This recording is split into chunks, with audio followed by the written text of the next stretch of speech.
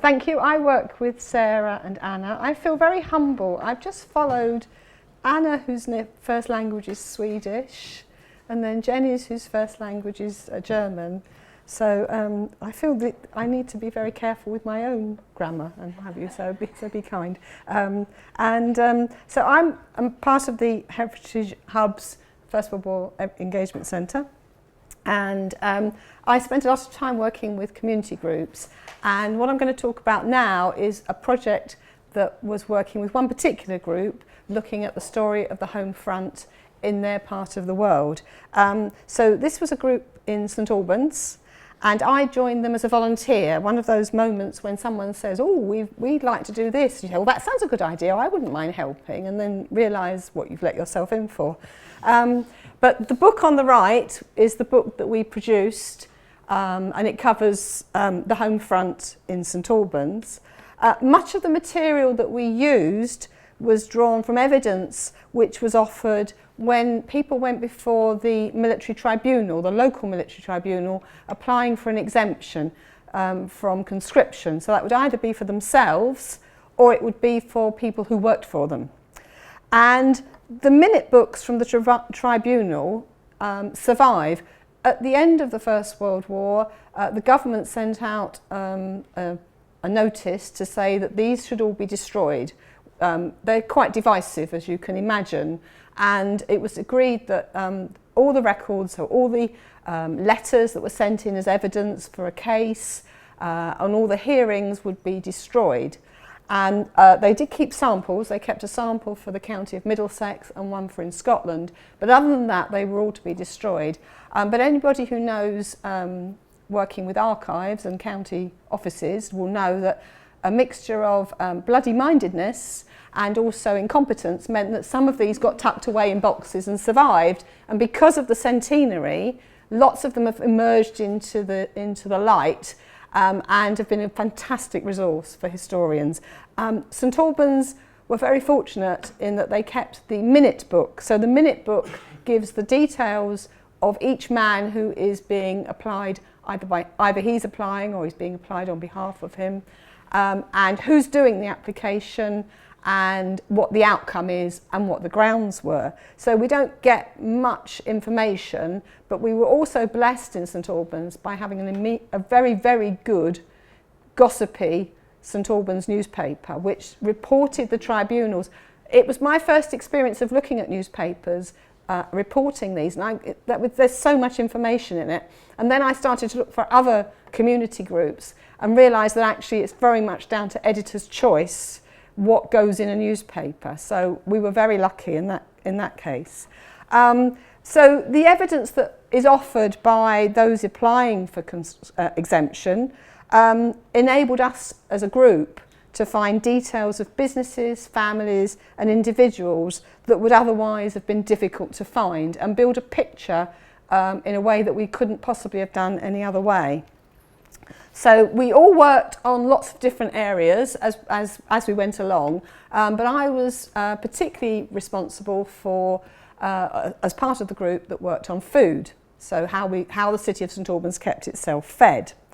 And for this rest of this talk, I'm just going to concentrate on one food substance, which is milk, and how the various people in the cities responded. So this is basically, I'm just going to look at how the farmers, those who supplied the milk, the consumers, and then the role of the local authority, the local city council, in how they managed the expectations of everybody and how they cope with shortages.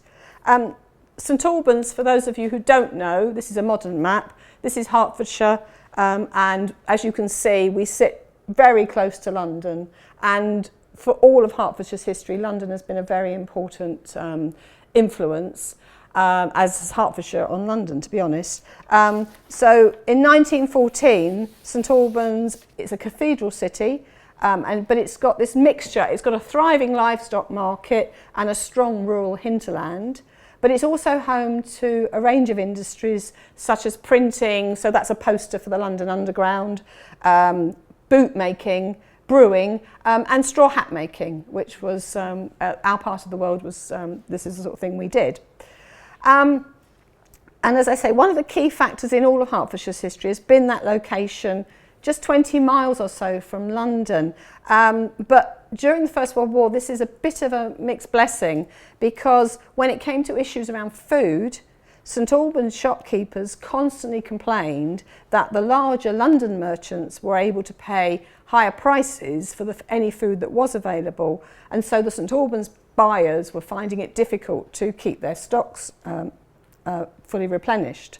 And that applied to milk as well. For the dairy farmers in the district, there were two main issues to be faced. They had to cope with the problems of hanging on to men, because many of their men went off to fight in that first phase of the war when they volunteered, and then of course conscription came in, and also the shortages and rising costs of animal feed. So this was a real problem for them. I can't match the personal connection, but I have a man, an elderly person.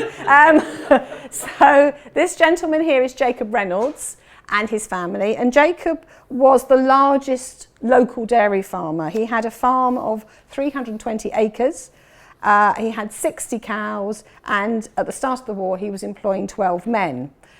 He was supplying around about 2,000 customers, and he also owned a shop in the city itself. For Jacob, the war brought problems, but it was also a time of opportunity. And that's where we pick up his story in the evidence of the military tribunal, because there we get a sense of what the war was bringing to him. So by 1916, Jacob was supplying all of the local hospitals in the area, and that included a recently opened military hospital. And he had expanded his round. He had done this with fewer employees. 7 of his men, of his original 12 men, had gone to war as volunteers. And when he went before conscription, he uses, before the tribunal, he uses this very much as an argument to protect the remaining men. And it's interesting because Anna mentioned her notebooks. Because of a local project, we were sent, somebody who knew the group brought this out of their attic. And this is from courtesy of Chris Reynolds, who is Jacob's grandson. And this is ahead of conscription. So this Christmas card was sent in December of 1915. So this is ahead of conscription. It hasn't come in yet. But somebody's gone to all the trouble, as you can see, of drawing the cow and the idea that you go and help yourself because there'll be nobody there to milk the cow. And then this lovely sort of shadow foreshadowing the tribunal decisions. I just love it because it is ahead of conscription, but it shows how worried people were. Jacob appears before the tribunal for the first time in June 1916 when he applies for 3 of his men. But he fails. He's unsuccessful. The decision of the tribunal in St Albans is no, the men must go. Jacob's argument is that he has done his bit. He has managed to replace the original 7 skilled men who had gone to war as volunteers. He's replaced them with 7 boys. But of course that's not replacing like with like, and meant productivity rate, i.e. the number of quarts of milk that he was producing, was down. Jacob had also taken on another local dairy, and he'd managed to increase his customer base with the same number of employees. And his whole argument is framed in the way that he's doing this is his war effort, this is what he's doing, and that should be recognised by the tribunal. However, the tribunal was not of the same mind and told him that he should be employing more women. And Jacob's not unusual in this. This comes up time and time again. And the arguments that you hear for not employing women can send you cold. My only caveat on that is I believe that if a farmer goes before a tribunal, he's going to use every tool in his armoury to keep somebody that he knows, somebody who's a skilled man, and somebody whose family he probably knows. And I think there's an awful lot of, I'm not saying they're not misogynists, but there's an awful lot of comedy playing up of how awful women are in order to make a stronger case to keep a man. And interestingly, the argument that he's taken on another business gets short shrift the tribunal turned around and said that he'd taken a calculated risk when he did this. He knew conscription would be coming in. He'd taken a risk and he had to accept the consequences. And in an echo of that Christmas card, the tribunal suggested he should encourage his customers to collect the milk from the farm himself, with an incentive of reducing the price by a penny a quart, an idea he was completely unimpressed with. He didn't think that would work at all. And he's not the only one who got little sympathy for expanding or taking on a new business during the war, because it does happen. We saw it in other industries, retail particularly in St Albans. And the value of having local men sitting on a local tribunal was that they knew the men and the businesses of the district and their history. And the tribunal members were very keen that no man should avoid military duty by buying himself into a business which might offer him some protection. In terms of labour, Jacob was struggling. In terms of costs, that was a difficulty, because what labour there was getting more expensive. Any skilled man who was above conscription age could more or less set his own price, well, within reason. This is farm work we're talking after all. But equally important for Jacob was the increase in the cost of livestock feed. Now that's not just due to the shortage of cereals that were coming into the country, but also government regulations that required more of the grain to be used in bread making. So grain that would have gone to, say, feed pigs or gone into cattle feed was being diverted into bread making. There's a lot of criticism of farmers. In December 1917, there was a special meeting of the local food control committee, and these existed in most cities and most towns. Dairy farmers defended themselves from the charge of raising prices. They told the committee that the cost of feed had nearly doubled in price, and the price of cows, so as cows died and needed to be replaced, the cost had gone up exorbitantly. And in 1913, the average price of a cow was £20, and the previous week one cow had sold for £54. So, you know, the costs were going. And indeed, some farmers, faced with rising costs, but a good market price at market for meat, sent their cows to be slaughtered, which of course in turn affected the amount of milk available. The government initiative introduced in late 1916, which was called the Plough Up campaign, which was designed to increase turn grass over to growing wheat, of course also affected the amount of milk available. Production of cereals always was given a higher priority than milk by the government, because it produced more calories. In April 1916, the council was told that the number of cowsheds in the city had fallen from 14 to 10, and the average number of cows in milk was down to 150 from 165 the previous year. The following April, it was reported that four local farmers had switched out of milk production entirely. So of course this again aggravated the shortages. And all of this was causing serious problems for the shopkeepers who had no cows of their own, so they're relying totally on other people for their supplies. And in the opinion of one milk vendor, this is James Maunder, he was a milkman, and as the government had the power to take a man and put him in the trenches, they should have the same power to compel him to produce milk. And I think it's interesting how quickly that language of conscription comes in. It's quite fascinating. Maunder was in a terrible position. He was struggling to get enough milk to supply his customers, and by 1917 he was facing a daily shortage of around 56 litres a day. And he was totally dependent on local producers, because in the past he'd had a mixture of local milk but also what was called rail milk. And rail milk was coming down from counties further north into the North London depots, and he could buy from them. But the depot were now refusing to sell him because he wasn't big enough. He couldn't pay the prices that the London wholesalers were paying. So he was really struggling, and that continued. But if we look at consumers, they're not, farmers aren't the only one complaining about prices. This is the price of milk. And it gives you an idea of how it was going up all the time. And these prices, sort of from 17 onwards, have been set locally by the consultation with the Food Control Committee and with the dairy farmers. And of course the dairy farmers always want more. The committee always want less, and this is what they hammered out. And it continues obviously after the war, because the price doesn't stop just because the war ends. So shortages and rising prices were a real issue, and you get lots and lots in the local newspapers of people complaining about it. Watering down of milk was another problem, and also what lurked within the milk, that was another problem. Whilst there were problems of shortages and rising costs for all foodstuffs, the very direct relationship between a producer and a consumer meant that milk was particularly vulnerable to concerns around quality and safety, especially given its association with the feeding of babies and children. Now, this was not a problem which arose because of the war. Dairy hygiene was an issue long before 1914, and the watering down of milk was a recurring complaint amongst suspicious customers.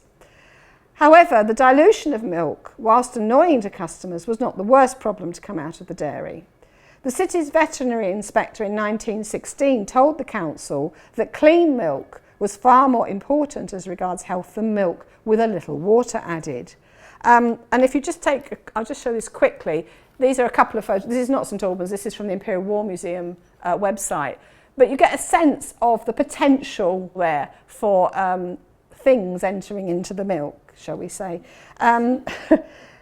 So the idea of milk, the idea was the milk was delivered to the doorstep and you sort of ladled it out into your own jugs. These are staged photographs. They're there to promote the Women's Land Army, but it does give you a sense of what what might occur. The city's inspector went round continually inspecting dairy sheds and farmers, and he was quite sympathetic to the problems of the dairies because they were struggling to maintain cleanliness when faced with a labour shortage. It was all those, what you might call the additional things that were being scrubbed while, if you were short of people. He praised what he described as up-to-date dairy managers who had started using a half-covered bucket to reduce the levels of hair, dirt and other substances within the milk. So the idea that he was promoting this, you do wonder, don't you? But not all problems were the result of sloppy milking practices. In November 1914, one local retailer was fined £5 for adding formaldehyde to his milk to keep it from going sour. And what's interesting is when he gets before the magistrates, and the worry is not that it's the danger from the formaldehyde itself, but the way it masks any other bacterial problems with the milk, in particular tuberculosis. At the beginning of the war, the national government suspended the tuberculosis order, which required the testing of samples for any milk that was going to be on sale to the public. That was seen really as a way of saving labour. It was seen as an additional. But so serious a concern was confidence in the milk supply that the St Albans City Council agreed that the sampling should continue. And in early 1915, the inspector reported on the issue surrounding tuberculosis, and he was asked by one council member whether, well, I'll let you read that, yeah. To which his reply was that, which you do wonder, don't you, what the state of the milk. Nobody seems to raise an eyebrow, really. They don't like it, but they don't seem to be up in arms about it. So that gives you some idea of the sorts of things that are going on. So between the milk producers on one side and the consumers on the other sat the St Albans City Council, which found itself frequently called upon to take action on issues around food. For the first years of the war, the policy they adopted, and was reflected in many, many opinion articles in the local paper, was one of persuasion, trying to create a culture of shaming people into behaving well. And as I say, of all foodstuffs, milk is the most emotive in terms of the younger generation. And the newspapers are full of warnings about the impact of price rises on children's health, even going so far as to reference in a positive way the reported practice in Germany of issuing milk tickets to all babies and children under the age of 13 to ensure they receive milk daily. And I think it's quite interesting that they're not, you know, they're not going to cut shy of this. They're going to use whatever they can. In September 1915, so not, you know, only a year into the war, there were calls from consumers to name and shame anybody found guilty of watering down the milk. But the council chose instead to allow those suppliers whose milk was found to have a high fat content to publicise this fact, which clearly was meant as a way of raising standards as a whole, but also reassuring the public that the council were in control of the situation. And you get lots of complaints in the local papers that other towns are better organised than us, and that St Albans is the most expensive town to live in within Hertfordshire, and you will hear the same today. They still, yeah, yes. In terms of organisation, the local council and the many committees that were set up during the war and subcommittees were very much learning as they went along. Many of those involved served on a number of committees, and they worked long hours trying to interpret and implement the enormous number of new directives which arrived on almost a weekly or daily basis from central government. They were being asked to get involved in areas that they had to learn about very quickly. One way in which they did this was to share information with and visit other towns and districts to see whether they might learn ways of doing things. So there's a sort of informal networking goes on, which we've picked up only in the newspapers. We haven't found, there's some in the minutes of the Food Control Committee, of this sort of, well, how's other people managing this? What are they doing? In October 1916, the City Council called a milk conference, which heard evidence from farmers, retailers and residents. Questions were raised as to why St Albans prices were higher than those of surrounding areas, and it was reported that at Luton, which is just 12 miles away from St Albans, a cooperative of suppliers was able to sell a quart of milk for a penny less than in St Albans. And you get this constant, everybody who's standing up is saying, you know, think about the children. What about the children? You know, this is disastrous for the next generation.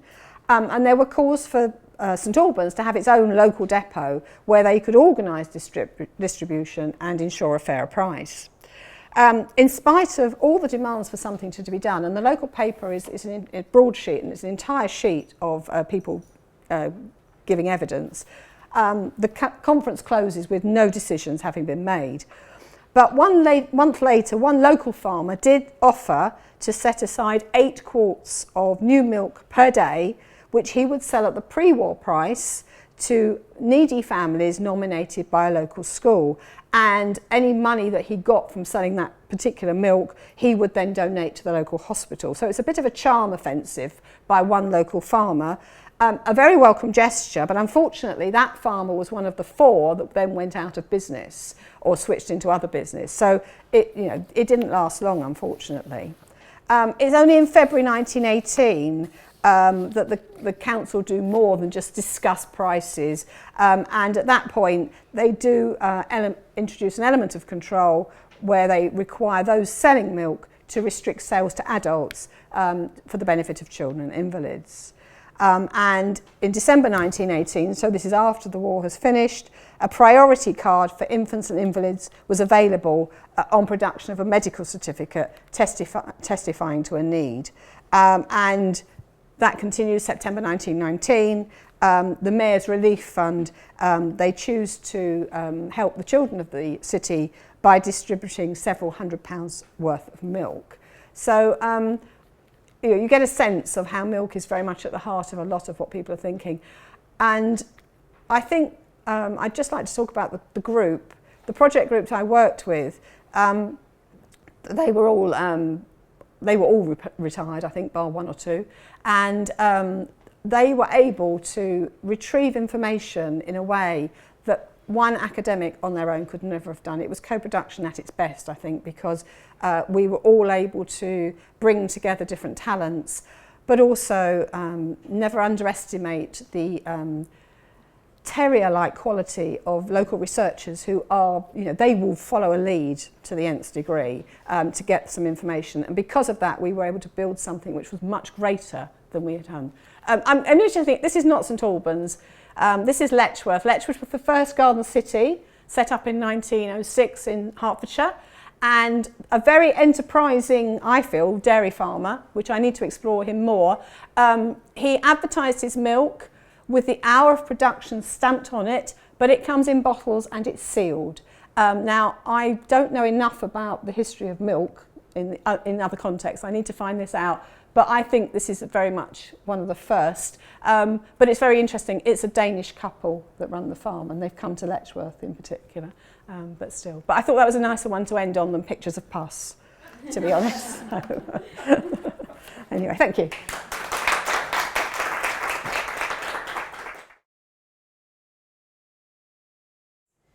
Yeah, that's an interesting one. I'd have to think about that, Corinne, to be honest. I think, yeah, I mean, I think it is more emotive than anything. Although, of course, bread has that, you know, the staple, the daily bread. But I've never seen any, when they talk about we need more bread, it's never in terms of this, the next generation will be ruined because we haven't been able to give the, you know, these children who need to grow and be healthy, need milk. It's very much an argument that's used. I haven't seen it, I'm trying to think, I haven't seen it that sort of, you know, it's not been used anywhere else. So I suppose in that sense, I get, Hertfordshire is not a dairy county at this time. We are mainly an arable. A lot of farmers have switched into dairy, but I think it wasn't given, certainly it's not given the priority that the dairy farmers believed they were entitled to. They are second to the arable, to cereal growers, definitely. But yeah, that's an interesting one. I shall go away and think about it when it's not so hot. A lot of the working class though would have, you know, taken their milk clean, couldn't they? Yes, yeah, that's true. Yes, yeah, You know, yeah, it's and interesting. children too. Yeah, yeah. So it is. It's very sweet, and milk's so sweet. Yes, you know, yeah, yeah. But it is interesting, isn't it? That sort of emotive, you know.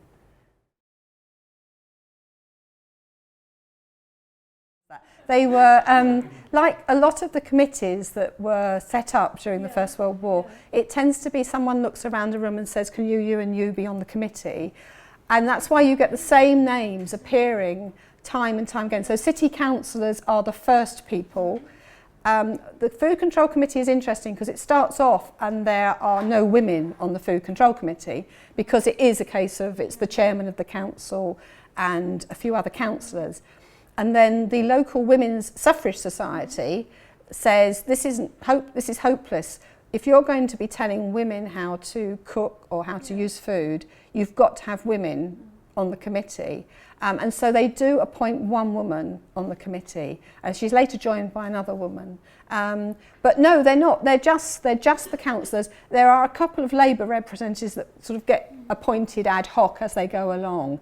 But most of the committees in St Albans start off with just a few of the usual names, and then they start to appoint other people. It's similar to the local tribunal. The tribunal, when they first started, was just the councillors, and then they brought in representatives from Labour. So they did bring in two men from the union. But it's very much finding a way through this as you go along. So it's not. So other committees are much more. We had the two ladies. Other committees are much more women focused. It depends where you are, I think. So it's. So that is a real difference when I look at the German history, because we were fascinated. There in Düsseldorf was a Lebensmitteluntersuchungsamt. I don't know the English word for this. A special institution that had to look into the quality of the food, and they also had to look into the quality of the milk, and they even had to go to the court and tell them you have diluted the milk or so, and we have wonderful reports. So that's really different. I don't know how it is in other countries.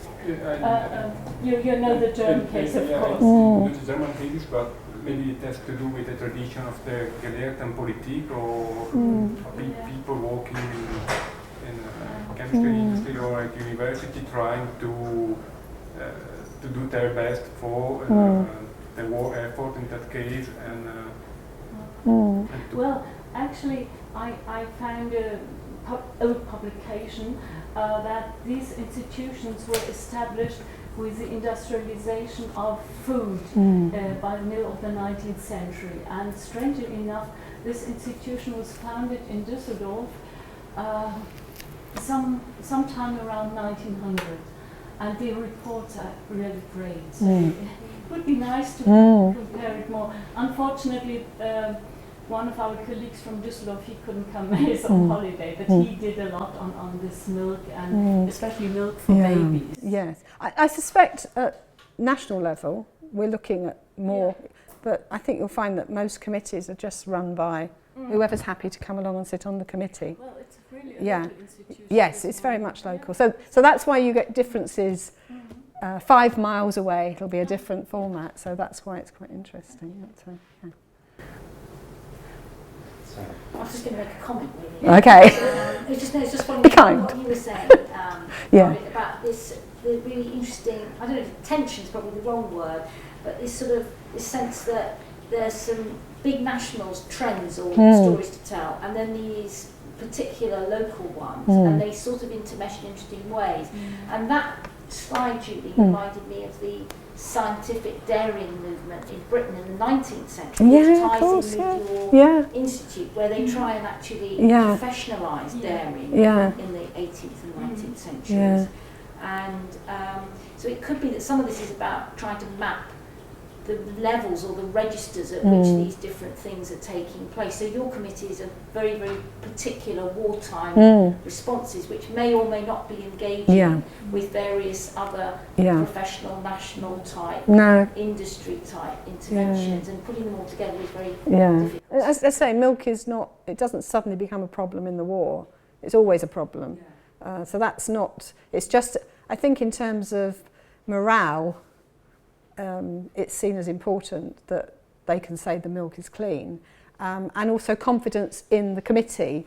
You know, the committee, because again, just as they know everybody, everybody knows them. So what does Councillor Bloggs know about this? So I think there's a sense in which they've got to spread out a message of confidence that you can trust us, we can look after you. And also I think it speaks, doesn't it, to a kind of almost eugenics interest in the next generation. That, milk is declining in perspective as the first food of the child. And at the same time they're going on, what about the children? This is at a time when the British government's very interested in promoting child health through clinics and the kind of medicalisation of the birth. And, school dinners and knit nurses and all sorts. So it's a kind of part, I suppose, isn't it? The whole focus, which the war really kind of crystallised. Yeah, there's a spotlight, isn't there, I think. And what are we doing this for? And will we be able to fight the next war? That's the, I'm going to throw upon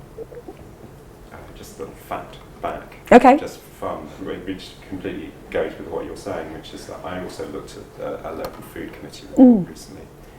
And the same thing, they have an instruction that they have to have women, so that it's full of, it's councillors, prominent businessmen, and then they're desperately scrabbling for the women, so it goes, so-and-so, principal of the local girls' school, and underneath, because they thought they had two, so-and-so, former principal of the local girls' school.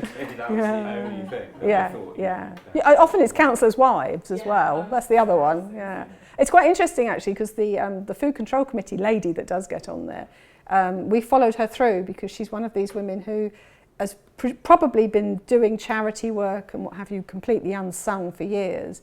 And she starts to get, because she knows people and she's doing work, she's actually appointed to the Food Control Committee. And that is almost a sort of confidence builder for her.